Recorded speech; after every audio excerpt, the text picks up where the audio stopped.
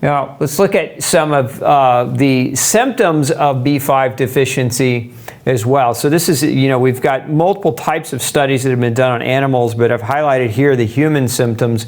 And so one of the biggest is this numbness and burning of the feet and hands. This symptom, referred to sometimes as burning neuropathy. And this is very common where it really affects people's in the feet. So if the heels of your feet are burning and feel like they're on fire and they're numb, you would want to suspect vitamin B5. You definitely would want to ask your doctor to measure your vitamin B5 levels. We also get headaches, fatigue, poor trouble or difficulty sleeping or staying asleep, anorexia with gastric disturbances. And this is one of the reasons why is B5 helps in the production of stomach acid. And then we also get increased sensitivity to insulin, decreased eosinophilic response to adrenocorticotropic hormone, and impaired antibody production. As I showed you a minute ago, it's that impaired antibody production that really can tackle and take down your nerve or your immune system.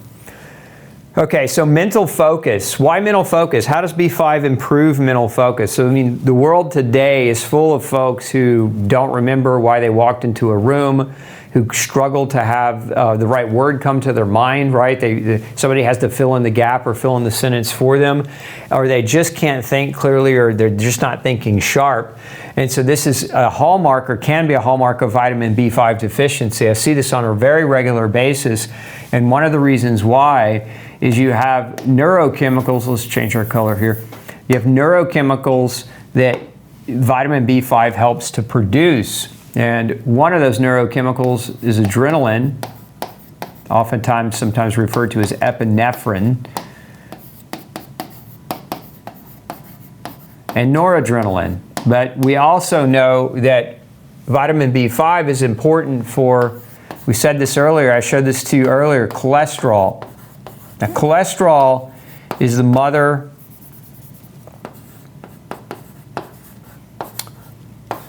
of all hormones, and so you cannot make estrogen,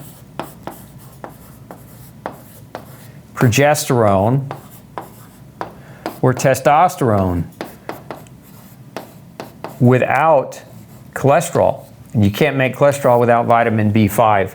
And so what oftentimes happens is these neurotransmitter chemicals will be depleted, and these are important for critical thought, focus, especially under stress. These are stress hormones as well, and when you're under stress, you need to think quickly and you need to think sharply. These hormones help you, or these chemicals help you do that. Now, long-term brain synaptogenesis and plasticity of brain cells and health of brain cells does require estrogen, progesterone, and testosterone, and there's a lot of research that shows that deficiencies of these particular hormones can actually lead to cognitive decline, hence a decline in mental focus. So you want to have your vitamin B5. You don't want to leave it behind. Now, we're coming to food sources here. Let's talk about one of the other impact factors of vitamin B5 is that it helps keep your hair, it's really not even just hair, but also your skin, strong and beautiful. Vitamin B5 helps play a role in how hair grows. It also helps play a role in the integrity of hair. And so there's actually, if you look at shampoos, a lot of times you'll see the ingredient pantothene. Well, what is that? That's vitamin B5. As a matter of fact, I think you'd be hard pressed to find a shampoo that didn't actually include vitamin B5 in it. Now, applying B5 to the skin, there are certain types of liquid B5s that some people will apply to the skin for things like acne or for skin health. But where you really are going to affect the strength of the hair and the growth of the hair has more to do with oral B5 supplementation, or getting adequate B5 orally so that it can go systemic. Remember, it's a B vitamin that makes it water soluble, and the body doesn't store it very much in high quantities, and it also has a relatively short half-life, so you have to get it consistently day in and day out. And like I said earlier, one of the biggest things that causes a deficiency of vitamin B5 is stress. The more under stress that you are chemically, physically, or emotionally, the greater your body needs vitamin B5 to help you cope with that stress. If the stress stays and is super chronic and you eat a poor diet, a highly processed food diet, and then you couple that with gluten sensitivity and years of gluten-induced gastrointestinal inflammation and damage, the likelihood of a vitamin B5 deficiency is much greater.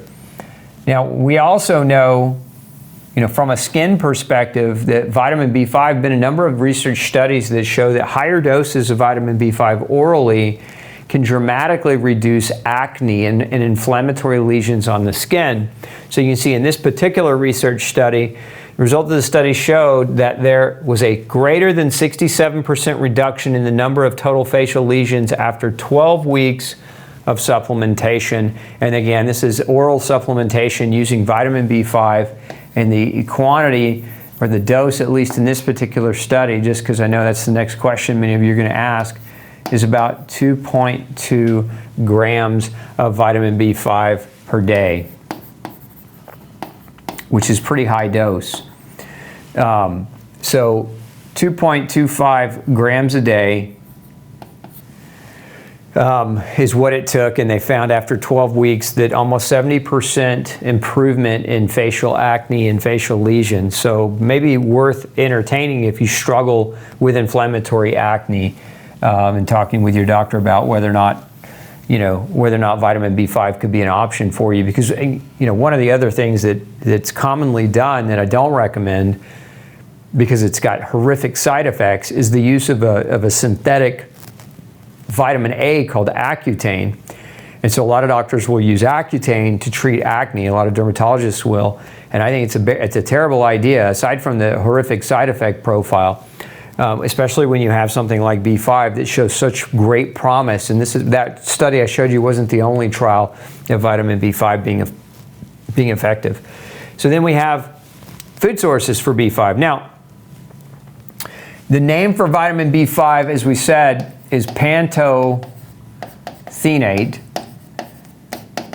and this root word here means everywhere. So when we think about vitamin B5, it's in all foods. And I've given you some nutrient-dense foods to select from here, but vitamin B5 is literally found ubiquitously in our food. Now, part of the problem with our food is the soil like if it's a plant-based food, the soil it's being grown in is diminished. And part of the issue with animal-based foods is the scaled production farming. So you can get poor quality animals and you can get poor quality vegetables that have lower nutritional density as a whole overall. And so that's part of the issue today, is why so many people are becoming malnourished, is that the quality of food is deteriorated, but the ultra-processing of food has increased. And so that ultra-processing destroys the vitamin B5 in the food. So you're not going to get vitamin B5 from all that packaged swill that's out there on the market labeled gluten-free. Where you're going to get vitamin B5 is in whole, real foods.